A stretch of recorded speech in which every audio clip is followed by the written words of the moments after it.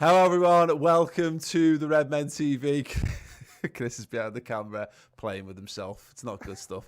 And he's just boosted the camera as well. Fantastic. Not an earthquake. It's just... It's fine. Anyway, right, it is Liverpool Tottenham Hotspur in about an hour's time. We're going to be reacting to the Liverpool team news, which is out now. So let's go through it. There's plenty of ways in which you can interact with the stream, and of course we're doing the commentary watch along later on this evening as well. If you remember, you can use the excellent emojis that we've got there for you guys. But really, just chat along with us in the comments and all that good stuff as well. Chris, hello. Give us dancing Chris Pager. Give us the side. How are we, lads? You okay? All good? So the side is out. Alisson Becker is in goal. Back four, Trent Alexander-Arnold, Rhys Williams, Fabinho and Andy Robertson. Big call in there. Wijnaldum, I've gone within the six. Jordan Henderson, Kurt Jones, Mane, Firmino, Salah is the front three. Then substitutes, we've got Kelleher, Big Nat Phillips, so no Joel Matip on the bench, Nico Williams, Naby Keita, Takumi Minamino, Alex Oxlade-Chamberlain and Divock Origi. I'd say that's the strongest bench we've had for a little while, Paul. The big talking point here, of course, is Rhys Williams. It's a big call, isn't it? I think it'll do him the world of good to get that nod over Nat Phillips first and foremost, because it seemed to be that Nat Phillips was taking the Premier League games and Rhys Williams was obviously taking the Champions League, which sort of in my head meant that Nat Phillips was ahead of him in the pecking order, because I thought the Premier League was the priority. I wonder whether there's another reason for this, is that Rhys Williams has been used to playing that sort of midweek night game. I mean, I don't know. Sometimes Klopp does put stuff into it with the times that they train and all that type of stuff, and obviously that midweek side that we've talked about in the past. But ultimately, it's the biggest game of the season right now, and Rhys Williams has been picked for it, so his confidence will be through the roof. He's got the backing of the manager to go in there. We could have maybe dropped the midfielder back if Naby was maybe fit and available and up to speed, match fit. Maybe we'd have seen Naby Keita in there and Jordan Henderson. My big worry, and I am a little bit concerned about this, is I thought that Harry Kane could have both Rhys Williams or Nat Phillips or Jordan Henderson on toast. So I'd have played Hendo in the middle.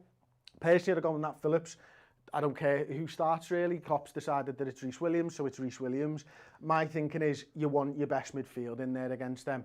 And when you are hopefully going to have a lot of the ball, we think Tottenham are going to give us a lot of the ball, they're going to sit back, then you'd rather have Henderson there than back there. So I think Klopp is going for the win here. This is what this formation tells me. Paul, how are you feeling about Rhys Williams? Good. Yeah, I mean, we've got a paucity of options, and Jurgen Klopp pointed out himself, it's not that we don't have centre-halves, it's just they're getting younger and younger. And I've seen it. There's a good comment here from Ashley Frith. Says, can't believe Phillips isn't playing. Think he would deal with Kane's physicality. But then there's other people saying, Rhys has more pace. Pretty sure it's because Williams is faster, says Chris Jepsen, for example. Ali El Arabi saying the same pace is the reason. I think it's a number of things. I mean, it's not just because it's the thing with Harry Kane. This is not last season's Harry Kane. This is this season's Harry Kane, and he doesn't play as a target man in the same way that he's done previously, where you're dealing with his physicality in the same way. He drops off. Klopp was at length to talk about this in the press conference, that he plays far more Bobby Firmino-like this season. He pulls off the front line, and I think that's where Nat Phillips, his lack of recovery pace, gets him into trouble in areas of that, because if he gets pulled, if he gets sucked into him, and then he's forced to get on his bike going back the other way, I think the problem is, I think there's probably minimal difference in overall quality if you match stat for stat and all that kind of stuff against Phillips and Rhys Williams. But I actually do think that it's maybe a slight oversimplification, but recovery pace is the thing that we might well need, because how many times you see Son getting in behind? That's a big tool in their arsenal, and Rhys probably just about helps us cover that a little bit better. Yeah, for me, I'd agree with that. I think it's a really good point about the recovery pace. I think, sort of going on a little bit and moving the conversation on slightly, it's probably whoever's the six is maybe the most important in dealing with Harry Kane, because you're right, I've seen Nat Phillips get sucked into those situations and then an easy ball played in behind for somebody to run onto already. I haven't really seen, or I don't remember seeing that from Rhys Williams, but what I do think is it's massively important for the young lad to not get sucked in, to not even have to use that recovery pace. There are times when you've just got to accept that the striker's got the ball. He's in a better position, he's dropped deep, And that's where Gini Wijnaldum comes in for me. It's making sure that he's there in front of him, on his toes, that when Kane drops deep, he's falling into Wijnaldum's pocket, or Jordan Henderson, whoever plays that 6th position. And that's where we're going to deal with it. Obviously, again, another slight concern, maybe I would say, Paul, is that, you know, we've seen Fabinho play on the left-hand side of the centre-backs time and time again. You know, I would say there's not much in it, but Trent's probably not as good a defender as Andy Robertson, I think it's fair to say. So Rhys Williams and Trent Alexander-Arnold, where Son and Harry Kane are almost guaranteed to be, is exactly where they're looking to exploit in this game. Yeah, and I mean, again, there's a number of things there. I mean, everyone's talking about Son and Kane, but the pace of Bergwijn's a massive thing as well. You know, yeah. So, you know, that's Liverpool have got. There's a whole host of ways in which Tottenham can hurt us. The fact that Lo Celso's playing very, very talented football in there as well. They're a good team. I mean, it should come as no shock to anyone. That's far closer, I would say. I mean, obviously they've not got Reguilon starting.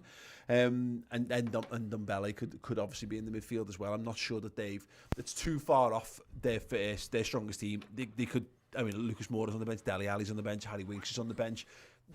They're certainly stronger across the board than we are in this one, you know, in terms of depth. But thankfully, there's no Bale on the bench. Yes, I thought it was interesting. Did you see the Mourinho stuff about how Salah's not injured, Firmino's not injured? Loved it. Made me feel so much more relaxed about this game. I don't think that was his intent. It was his intent to basically make Liverpool out like they're perfect. So when he gets the results against us, he's not done it against the weakened Liverpool side. And I get why he's doing that. He's setting himself up. And also, if he does fuck it, he gets to say, well, he had the strongest front three on the blah, blah, blah, blah, blah. For me, I was a bit worried. And look, Rhys Williams is a concern until he proves otherwise. He's a young footballer. But I think that if anyone's getting a bit edgy about this, just say Salah's available, Firmino's available, Mane's available, and you know it doesn't matter what else goes on the pitch. If we can get them into decent situations, we'll score a goal. You're right. The idea behind this game, going into it, and everybody knows it, is that Liverpool are probably going to have 15 to 20 chances and Tottenham are maybe going to have 4 to 5. And it's making sure that we capitalise on our 14 or 15 chances. And it's about making sure we work the ball into the box. We get goals early on in the game, hopefully. So it's always going to come down to the front three in this situation. And it's how, you know, there's 2 areas I think Liverpool need to attack. And I mentioned this on the build-up show. I think Robertson and Mane is key to getting in behind the defence and causing their centre-halves issues. Because Dyer and Alderweireld will eat up crosses from deep. So Robbo needs to get to the byline. The other one is how Salah and Firmino play those little 1-2s, because we've seen time and time again where no team in the world can stop it when it's absolutely on point. The problem is it's just so difficult to be on point all the time. That doesn't mean they should stop doing it, but that's the other way that you can work into this side. And therefore, because of it's Firmino, because of it's Mo Salah, then Jones, Henderson, they're going to be massively important in supporting them and playing the balls into feet and trusting that they're going to keep the ball and turn it into a dangerous situation. Yeah, it's going to be a really interesting game. I think the one thing we've got going for us, or we've got a number of good things going for us.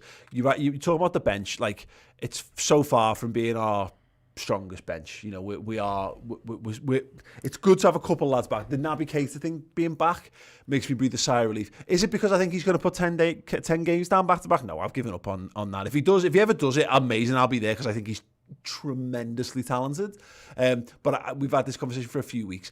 I can shrug it off at this point. I'm not letting it bother me whether he plays or not for us. But one thing about how this game goes, and it was a kind of a one way this match might well go, if we're not able to get that lead early, or even if we do, I wouldn't be shocked if Liverpool come out the traps quick, looking for quick balls over the top, looking to just put Spurs on the back foot, looking to kind of just get in the faces, tire them out. I think we've got something up our sleeve here, because you've got Oxlade-Chamberlain there and you've got Naby Keita and even Minamino to some extent. And God knows, Lord Divock Origi if we need to. I wonder whether we make this a 20-minute football match where we've got the ability to win it with that team. That team is more than capable of winning this game in the first 60, 70 minutes. But if it's not, I like the idea of you flip the triangle or go more advanced, because I think Henderson and Wijnaldum will do a lot of dirty work in this team just to make sure that the defence is well covered. So it's Curtis Jones who's going to be the guy who's tasked with linking the midfield to attack. I think if you can get Naby and Ox on at some point at the back end of the game when Spurs are starting to show fatigue, when they're starting to tire, and you can really go for Palace. Kind of gave us a little bit of an example of what can happen there. They can be caught out. They're not impenetrable. that makes me feel more relaxed. So we've got a team capable of beating them that's on the pit that starts. But we've just got one or two options there that if we need to mix things up, if they're just parking the bus and they're going to go sit in and break us down, having Naby and Ox there in reserve makes me feel, Oh, absolutely, because, you know, they're first teamers, if they're fit and available, aren't they? You know, first team talent, certainly, whether they can string those games together or not, they've got the talent to be able to do it. And Liverpool are a patient side nowadays, and we know that, and Liverpool don't care if they score the winner in the 91st minute or they score the winner in the first minute, but what we can do is we can try and tire them out if that is part of the plan. So move them around, you know, get Trent going with that big switch, getting them just out of position and back and tire them out. And you know, if we can keep the door shut at the back, then you slowly grind them down. And as you say, they're not impenetrable. They've got the best defence in the league this season.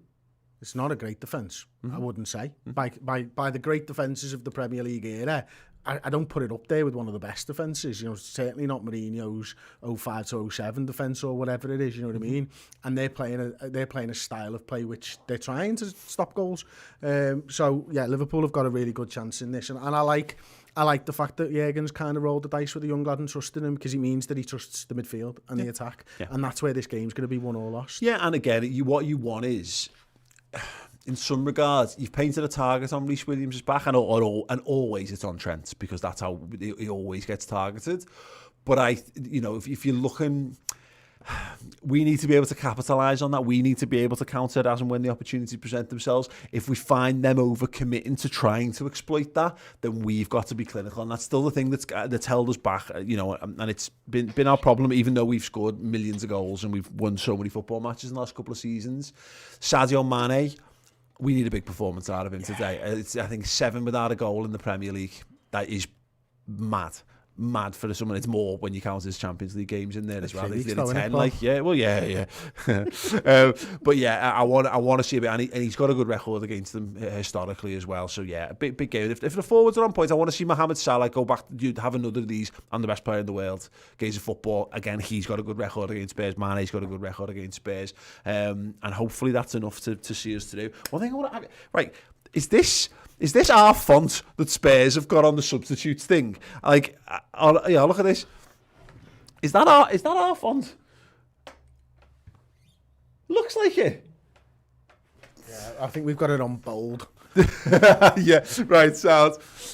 Right, okay.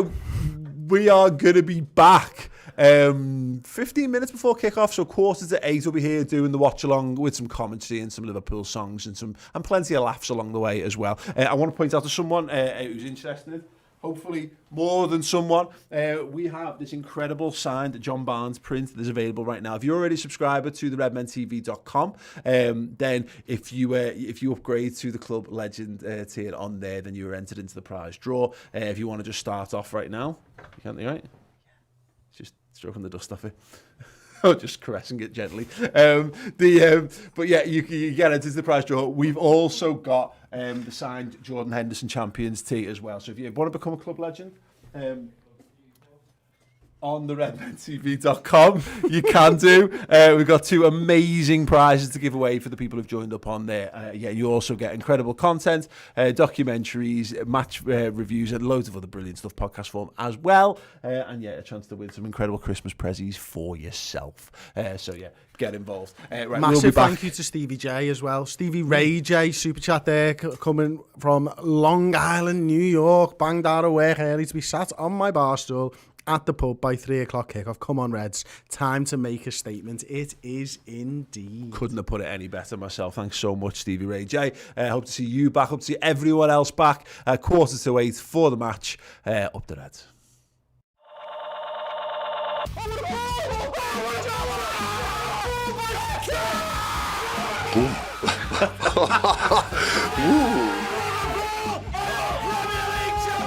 Aston Villa 7, Liverpool 2. Diogo Jota everywhere. Right hand side, left hand side, deep as well. If you want to request a song as well. How do they do that, Paul? You just literally go, give us a song. Bloody round the field. It's a no. Oh, this doesn't feel great. Do you know what? The chocolate's melting and it's slipping out of my hand. Oh, it's wobbly! It's a wobbly biscuit! The champions are back on top of the pile.